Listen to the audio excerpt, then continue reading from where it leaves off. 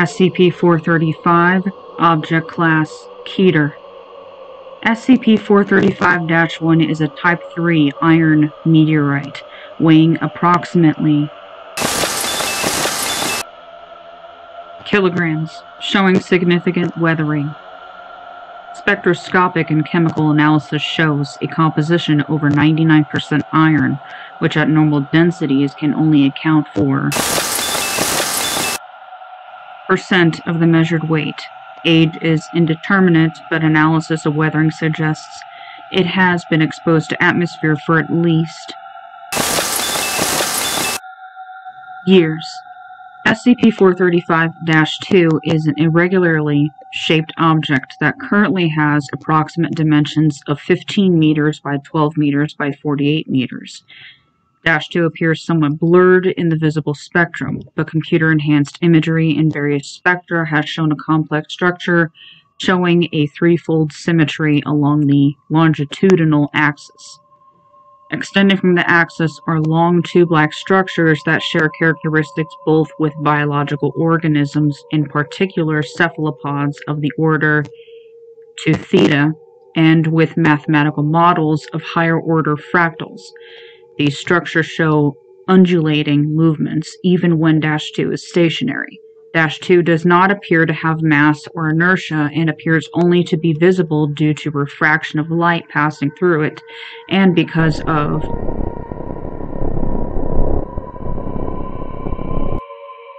resulting in Cherenkov radiation of varying intensity. Any physical object with mass that comes in contact with -2 will suffer an instantaneous change in velocity and direction away from -2 without any loss in energy. This is apparently caused by being reflected through a higher-order spatial dimension.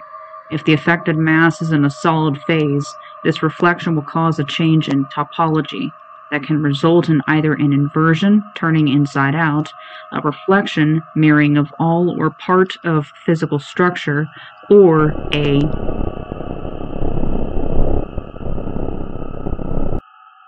and high levels of gamma radiation. Because of these characteristics, it is currently impossible to directly affect -2 with any means currently at the Foundation's disposal. However, it can be moved indirectly by moving -1. -2 maintains a fixed position relative to -1 as long as -1 is sufficiently illuminated. -2's current position is kilometers northwest of -1 on a vector degrees above the horizon, about meters above sea level.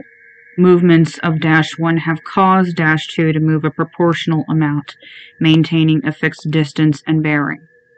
If -1 ceases to be sufficiently illuminated for a period of time exceeding 8.3 microseconds, the behavior of -2 will change. -2 will enter an active state and begin random erratic movements orbiting the location of -1. Average distance from -1 will increase, and the apparent volume of -2 will also increase. The rate of increase in both distance and size appears to undergo a geometric progression over time, and neither has been observed to decrease. This behavior will cease once -1 is again sufficiently illuminated, at which point -2 will cease motion at whatever location it is at that moment, and remain there fixed in relation to -1. The threshold for this effect currently appears to be between 500 and 650 lux, and it appears that this threshold may increase by approximately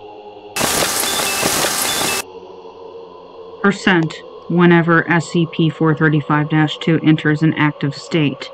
Because of -2's interaction with normal matter, an active state is considered extremely dangerous. Passing through large volumes of air at speeds in excess of 500 meters a second dramatically increases levels of radiation, and if -2 intersects water or any landmass,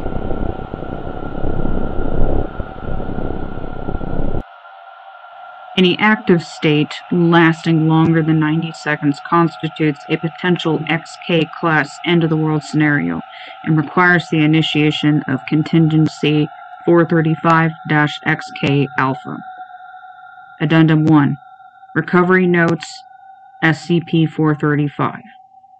SCP-435-1 was recovered in 1950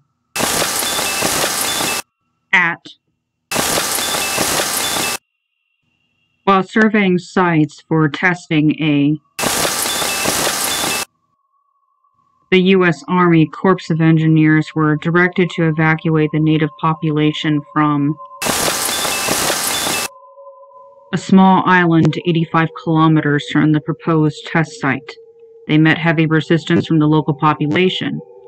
After evacuating the island by force, they discovered -1 in a clearing surrounded by several dozen burning torches. At this time, -2 was not in an observable location, and the U.S. authorities had no indication of any anomalies. A survey crew was left behind, and according to subsequent interviews, when half the torches burned out, as a result of -2 moving through before illumination restored to -1. Foundation then took custody of SCP-435, and the U.S. government provided a cover story code name explaining that was the result of having a higher yield than expected. Special Containment Procedures. SCP-435-1 is to be kept in a secure warehousing facility that constantly provides -1 a minimum of 1000 lux illumination. Illumination must be provided by redundant lamps operating from at least 3 parallel and independent power supplies providing generator and battery backups. Tests for integrity of the lighting system shall be conducted on a daily basis. In addition to mobile units capable of transporting -1 shall remain on standby in the event of contingency 435-XK-Alpha. No other special protective procedures are required to examine or test -1. The research may only be conducted on -1 with written O5 approval. At ground level, a secure perimeter is to be kept for 50 kilometers around SCP-435-2. A no-fly zone of 125 kilometers is to be maintained in the airspace surrounding -2. At least 2 Foundation aircraft and 1 mobile ground station are to monitor the size and position of -2 at all times.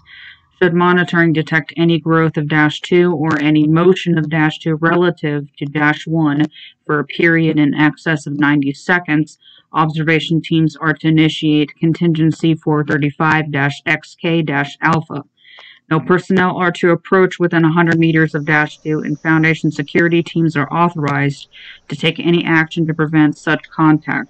No research or testing is authorized on -2 without explicit O5 direction.